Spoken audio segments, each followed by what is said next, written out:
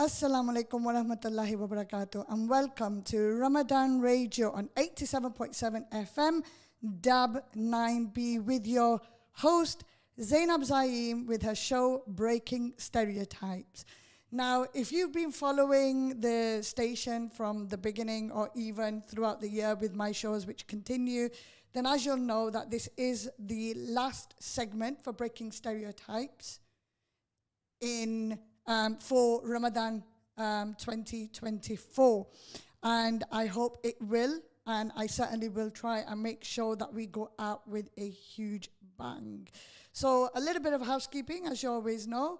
I do like to thank the team at Ramadan Radio, because without them, these shows will not happen.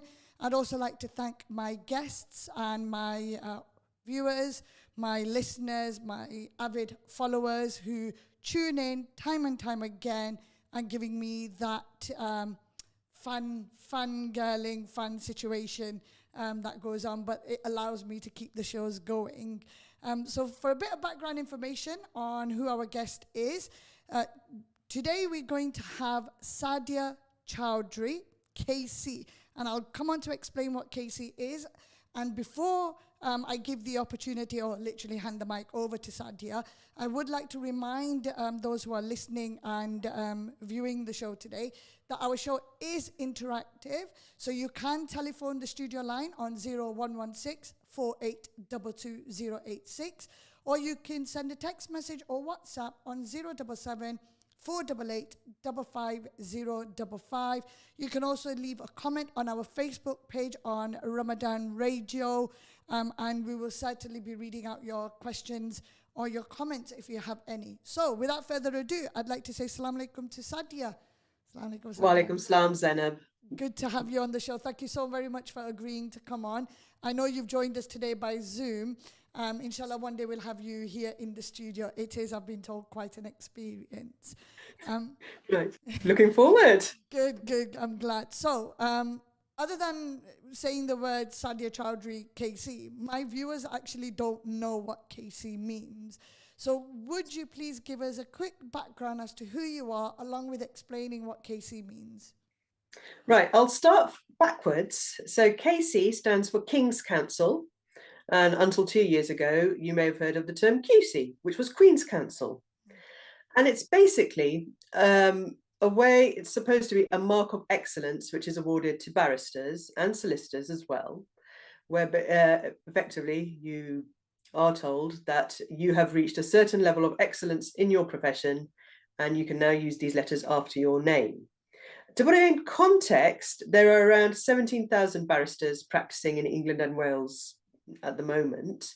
Out of those, around just over 2,000 are KCs, and out of those 2,000 or so, around just over 400 are women.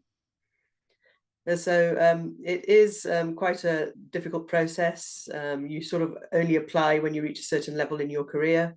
I was very fortunate, alhamdulillah, to be in the position to apply last year and to have been appointed just last month. Now, I really wanted to say wow, but you were talking and I didn't want to interrupt. But yes, alhamdulillah, that's a huge achievement. Now, we will come on to your accomplishment recently, because I do want to just say a snippet of the actual wow factor of you becoming a KC. And also, I do want to ask you about the terminology taking silk. So we'll come on to that.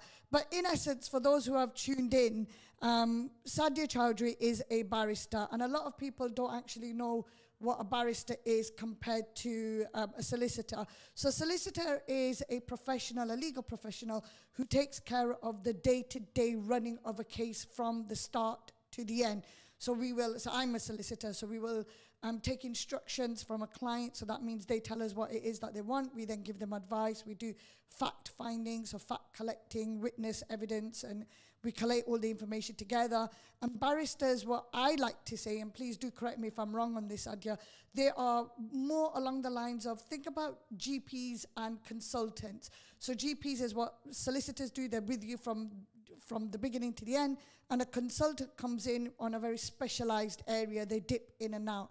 So barristers dip in and out. Now they can come and give us an opinion on someone's case. They can assist us when it comes to witness evidence. They can help us with drafting certain documents, or they can do the advocacy in a courtroom. So they go before judges and they fight our case out. So whether that's criminal or civil. So that's what the difference between a barrister and a solicitor is, correct? That is quite right. I was told, I think very early on, that, oh, well, it's a bit like GPs and consultants, but not quite.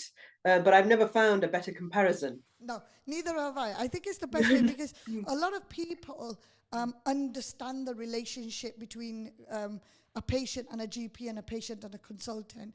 But a lot of people don't actually understand the relationship between solicitors and barristers because they've never had that need to go to a legal profession. And on certain occasions, I would say I'm glad, you know, other than you having to buy a house and so on, there's not many areas in law that actually bring joy to people. Just like a GP and consultant, no one ever likes going to a doctor, but it's one of the most common things that does take place. So I am yet to come across a better analogy. Maybe one day we'll find it. So I want to take you back a little bit if I can. Actually, I want to take you back several years.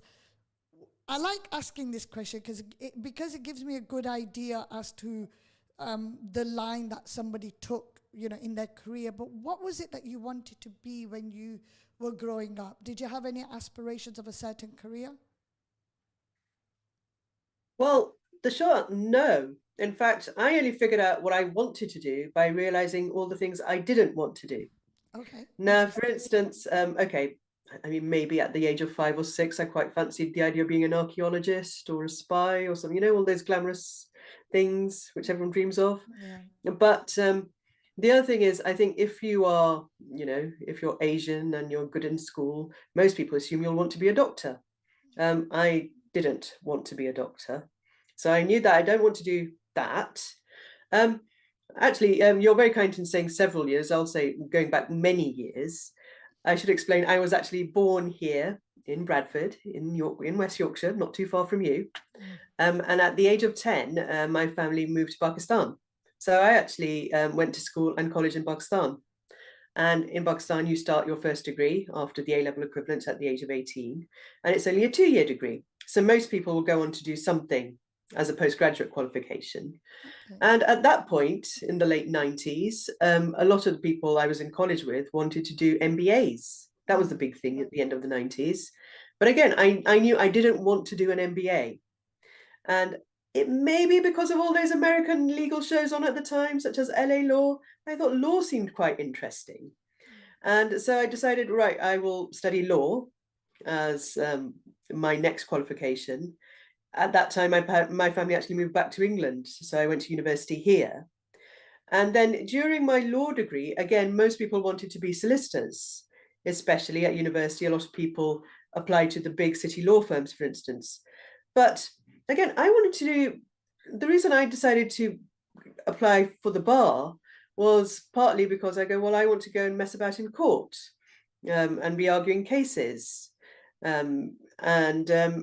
Even though many people tried to put me off becoming a barrister, I thought, well, I have to give it a go and see where I get to. And that's what I did by realizing what are all the things I absolutely don't want to do. And then that way I found out what I did want to do. I think that's the first time I've come across someone giving me an insight into how they chose their career. Usually I find people saying to me, well, I wanted to do it this or I wanted to do that. But this is the first time I've had, you know, someone actually say, well, no, I did a process of elimination. And I think, you know what, that's a really good way of doing it. Whatever works for you, basically. Yeah. Now, that's very interesting. So you studied most of your childhood years then in Pakistan. I did. I'm assuming then, if you don't mind me asking, did you then do that in English or was that then in Hindi or Urdu? Well, it was an English. Go on. Sorry, this is probably my internet. So no, well, my school was in Pakistan. You have English medium and Urdu medium schools. So ones which teach all your subjects in English, but then you have Urdu and Islamic studies in Urdu, or you can have Urdu medium, which is everything in Urdu except English. So I went to an English medium school. but I did have to learn Urdu, and Islamiyat was all in Urdu as well.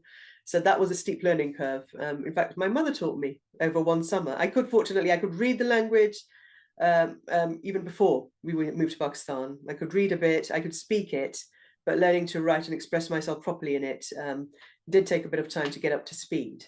And I'm really glad that you gave us that bit of insight. Before I move on to the next topic, well, the next category that I wanted to talk about, we have had a message come in, which I am going to proudly read out with a smile on my face, because you absolutely deserve this message. So it says, "Dear Ramadan FM, please pass on again congratulations from everyone at Pump Court Tax Chambers on Sadiya being appointed KC. She is an absolute superstar barrister, an inspiration, and a wonderful person to work with." Alhamdulillah, mashallah. Oh, that's very kind. You know, those are some amazing words, because I was literally having a conversation with my father, literally coming into the studio, and I was telling him about, nothing as glamorous as your excellence in being awarded KC, but I've been shortlisted as a finalist for Leicestershire Law Society Awards in Junior Solicitor of the Year category. So I was saying to my dad, "Dad, do you want to come?" And he's like, "Oh, well, you know, do you not want to do it yourself? Do we have to be there?" And I turned around and I said to him, "Well, I'm not going to win anyway, so probably there's no point you coming all the way to Leicester," because he's traveling from Bolton. And he had a huge go at me. And he actually told me off about, you know, negative mindset and so on. But hearing from others, sometimes our accomplishments, even though we know we've got it in us, even though we know we've done it, it's just nice to hear from the others how they feel about us. And seeing messages like that, it just warms my heart. And they're absolutely right. You're an inspiration to so many. And what I wanted to say before that message came in and that I read it out is, for those who are listening, and for those who are doing any career, it doesn't have to be the legal career, it's any career, whether you've studied here or abroad, and I'm sure Sadiya will agree with this, there's a lot of hard work and perseverance that goes into making your career. You reap literally what you sow. And my eldest, he was sent to India to do his HIBs. So he did a couple of years there just learning HIBs. When he came back to England, he'd actually forgotten at the age of, I think he was 13 when he came back. He left when he was in year 9. He came back when he was in 13. He'd forgotten how to write English. Basic English, he'd forgotten how to write it. Because all he was doing there was speaking Hindi. So he can now speak Hindi, Urdu, understands and speaks a bit of Punjabi, Gujarati, and of course English. So he speaks 5 languages, but he'd forgotten how to read and write English. So when he came back, he had to catch up a lot. You know, he had to learn to write again, he had to learn to read again, then he had to catch up with everything that he missed in year 5, 6, 7, 8, and then he had to do year 9, and then year 10 was GCSE started. So he really struggled, but he's made up for it over the years because he's put in a lot of hard work.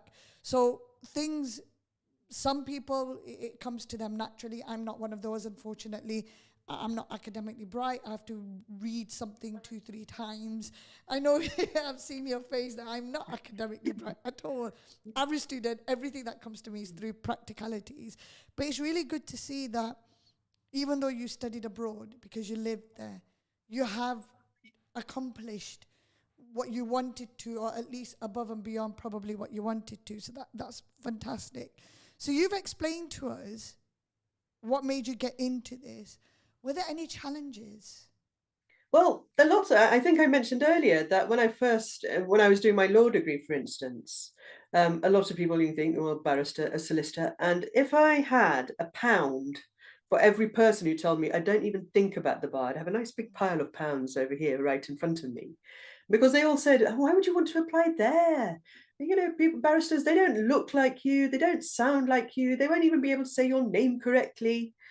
And so I thought, well, after I emerged from university, I had a good degree from a good university. I owe it to myself to at least have a go.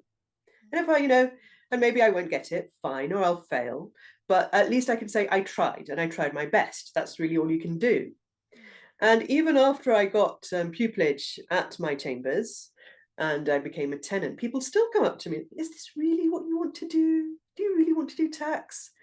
And again, it's the process, partly the process of elimination. I do explain to them that I am still in the very fortunate position that I can wake up every morning and say, well, I haven't thought of anything better I want to do.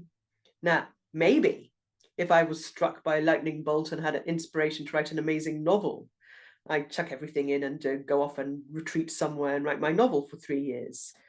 But I think what I find is that there's a difference between telling someone there are going to be challenges and you have to put in the hard work, which we agree on, and putting people off by saying, "Oh, don't forget about it. You have no chance," without even letting them try. Well, that's something I unfortunately have come across a lot in the legal profession, Yeah, and I'm it sure does. it exists in a lot of careers, whether that's male-dominated or non-Asian dominated careers. But I have come across a lot of that. Yeah. And the other thing I've also come across, especially in the legal field, is women putting women off, women putting women down. And that really does need to change, because we are now mentoring. I certainly mentor, and I'm sure you do as well. I mentor a lot of young students and graduates going into both legal and non-legal fields. We're mentoring our young generation who class themselves as the woke generation. So they are definitely more active and more clued on. They've certainly got more resources and tools to be more active than we possibly ever were. And we need to be able to build their confidence and not break their confidence down. I certainly agree with you on that one. If I may, could I please ask, because I'm certain that there'll be at least one person probably wanting to ask this question and is not confident enough to do so. I know exactly how I responded to those people, but I have been told I'm very blunt on certain occasions. I would like the listeners to get a different perspective on this. How did you then address those people? If you did address them, what did you say? Well, I think you're quite right that when someone says something like that, "Oh, the bar's not for you, the Chancery bar's not for you," and so on, your first reaction is to sort of lose confidence.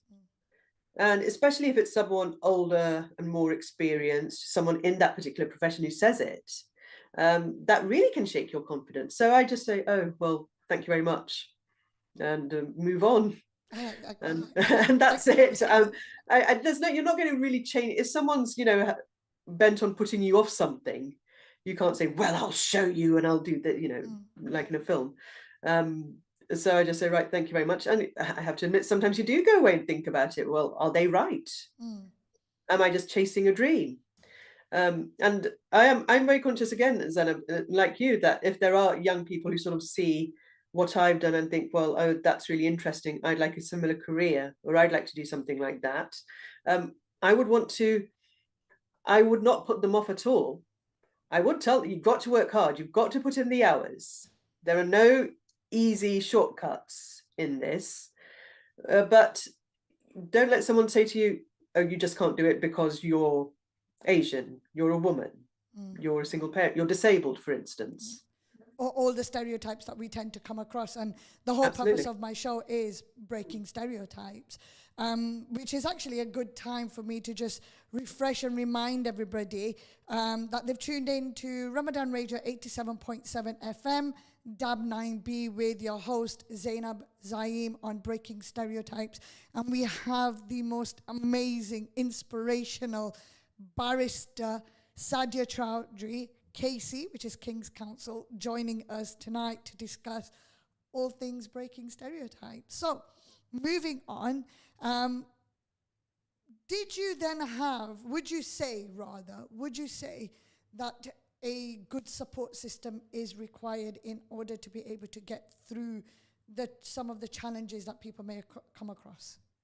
I would say yes. So one other thing which people don't know about me is I am two things. I am, alhamdulillah, very fortunate about having a very supportive family, and I'll come on to them in a moment.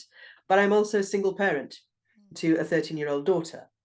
So yeah, my marriage didn't last, and for most of my life, most of her life, I had to bring her up by myself. But I am very, very lucky, alhamdulillah. I have very supportive parents, very supportive siblings and sisters-in-law, indeed. And there have been many, many times, for instance, when I've needed help with childcare, when one of them has stepped up and said, you don't worry about it, you do what you need to do. And we can, look after our niece or our granddaughter and so on. So yeah, I freely admit I would not be where I am today without their support. So that's the practical and emotional support family provide. I'm also very fortunate in having a great bunch of friends.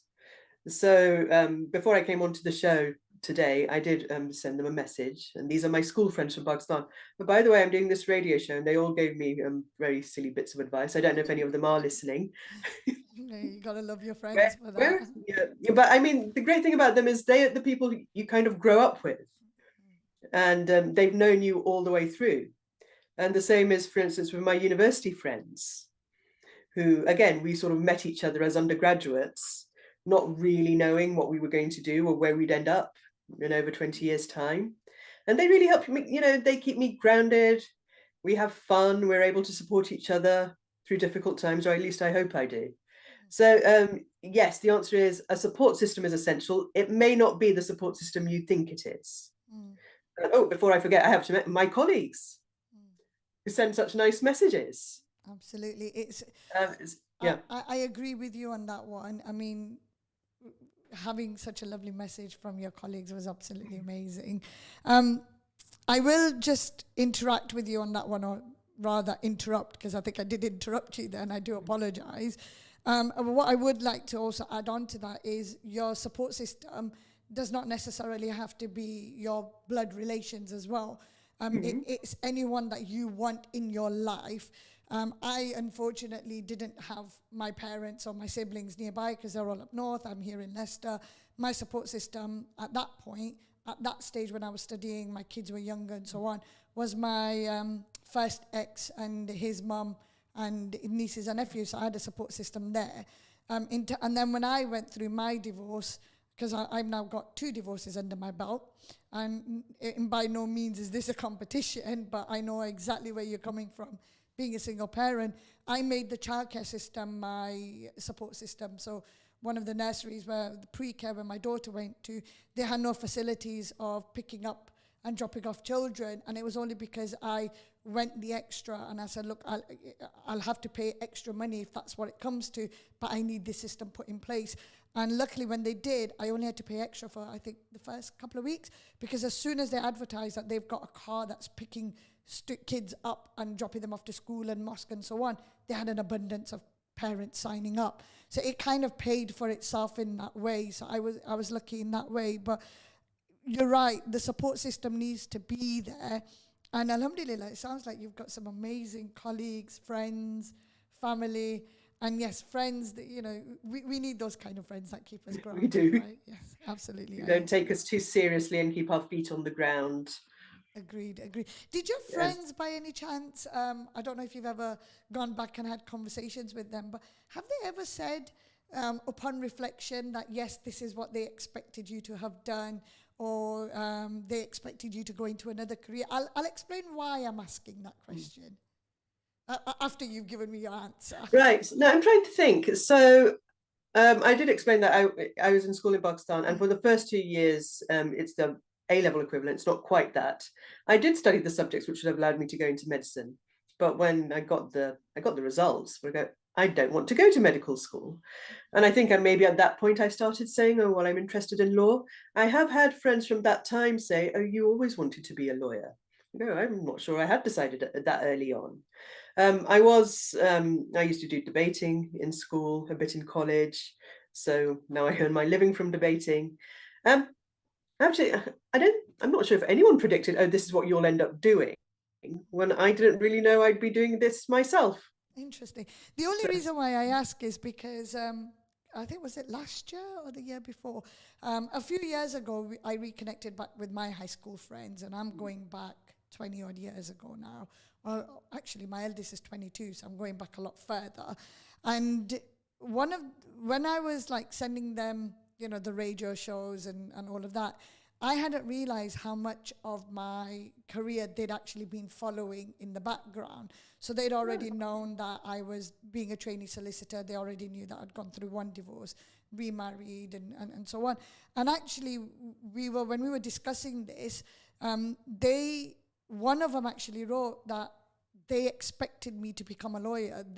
One of them said to me, and I recall this quite vividly, that they must have met up because they've all stayed Bolton, Rochdale, Blackburn area.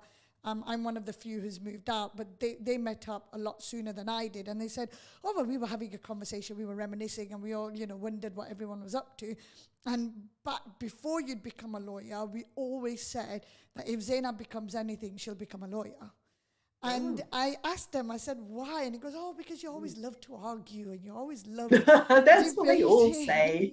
That's what they all say. And I was like, you do realize that being a solicitor is less about arguing and more about client management, because it is, you're managing your client's expectations, managing the case and so on. But it's just interesting to understand how people perceive us to be, because I'm always one of those that I don't always see the good side in me. I always think the worst. I always, as my father says, negative thoughts, but I'm always preparing myself for the worst.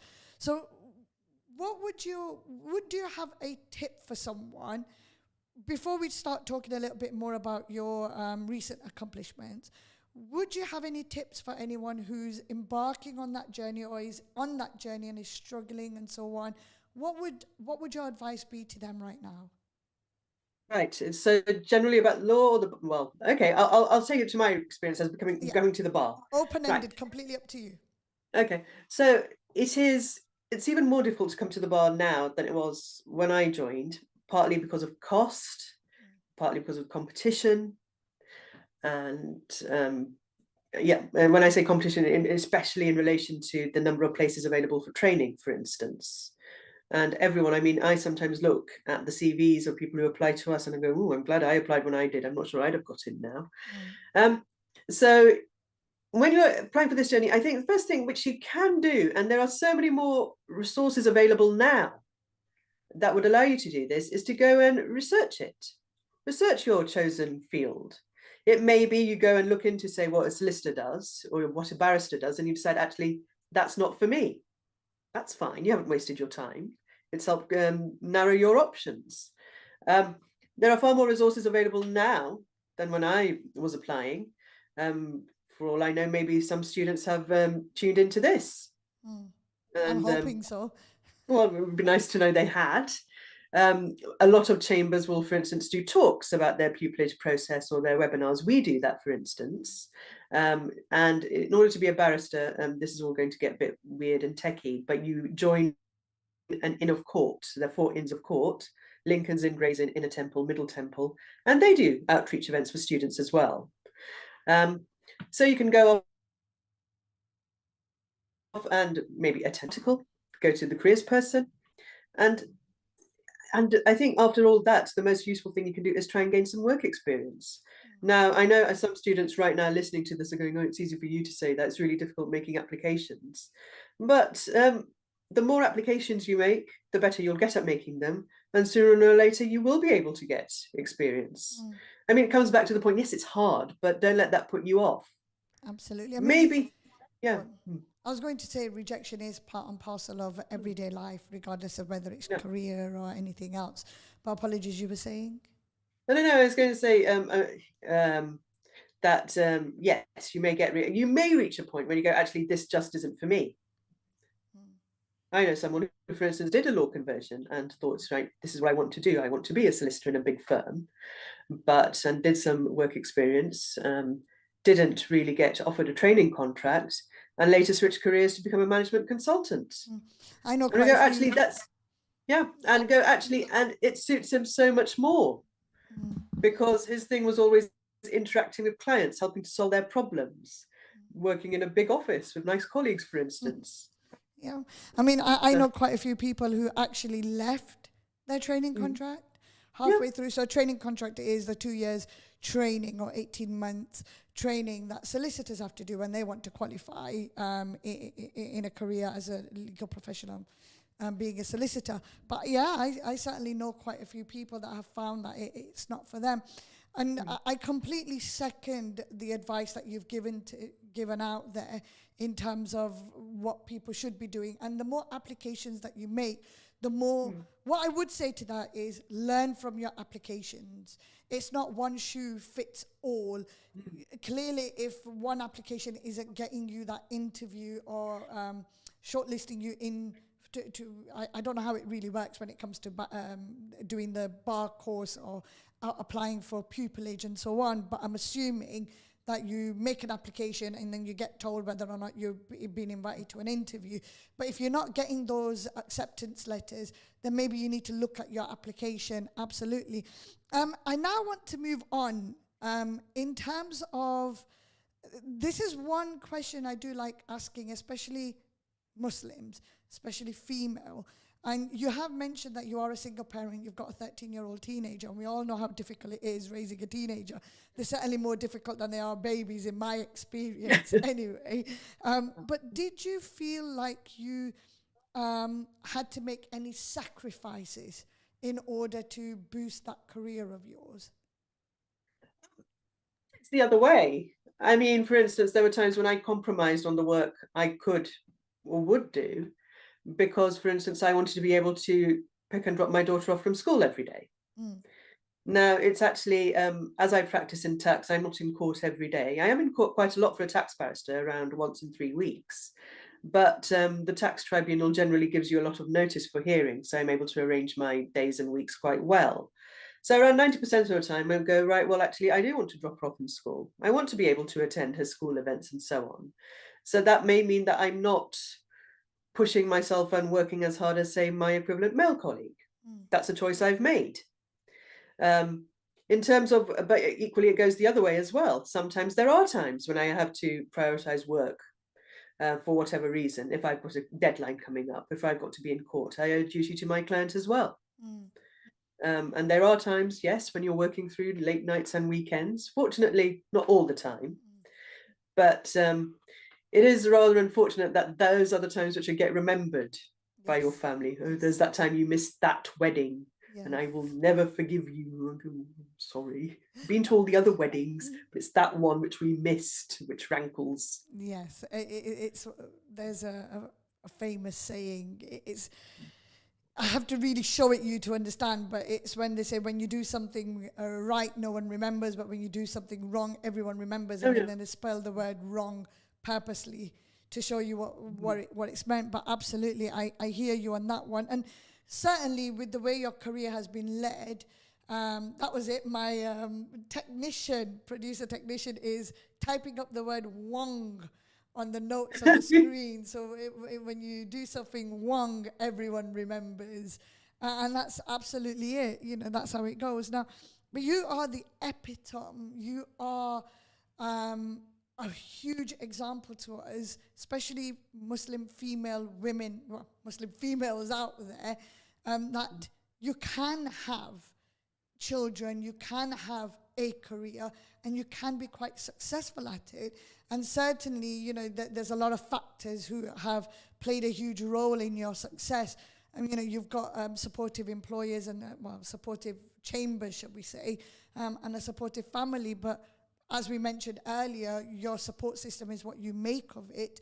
And I've consistently said throughout all of my shows that people need to, as difficult as it is, you need to surround yourself with positive people who are going to support you, who are going to be there for you.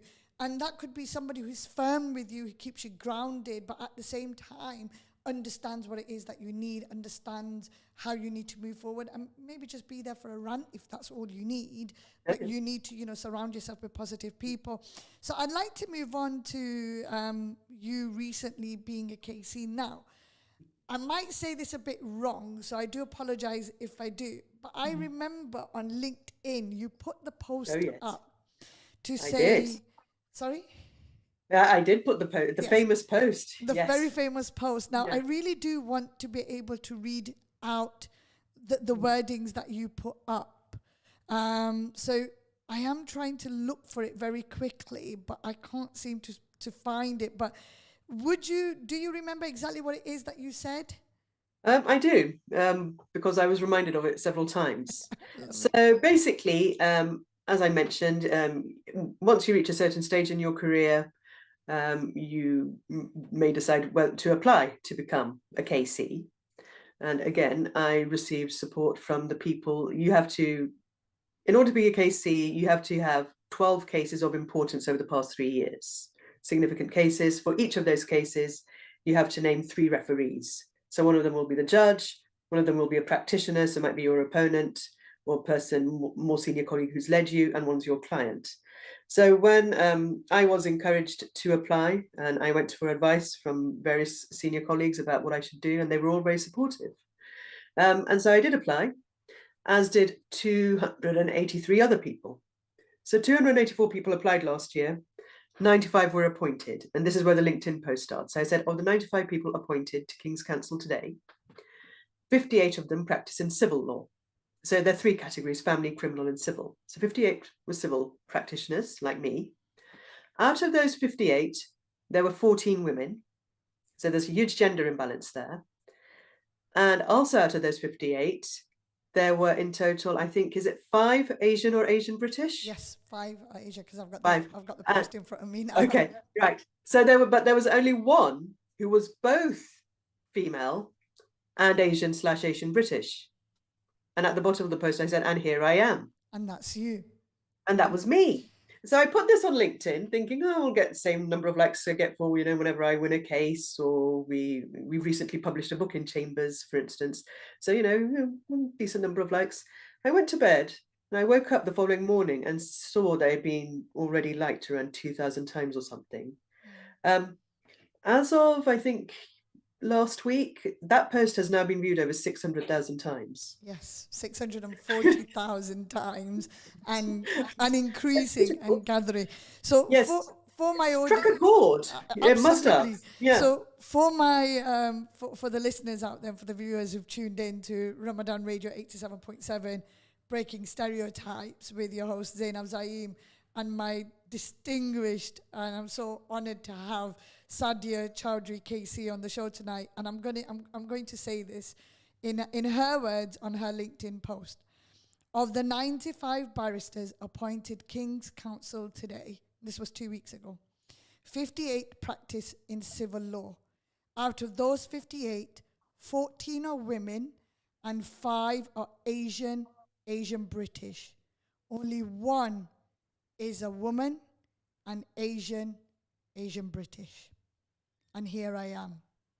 So out of those 58 that were appointed King's Counsel in civil law, 14 were women, 5 were Asian British, and only 1 was woman, and 1 was woman and Asian British, and that's Sadiya Choudhury. And that is such a huge accomplishment, Sadiya. And I said this to one of my previous guests, if I was wearing a hat, I'd tip my hat to you. Yeah, don't take the headphones off. I can't take the hijab off, no. No, or the headphones. It's going to go, the audio's going to... But that's such a huge accomplishment.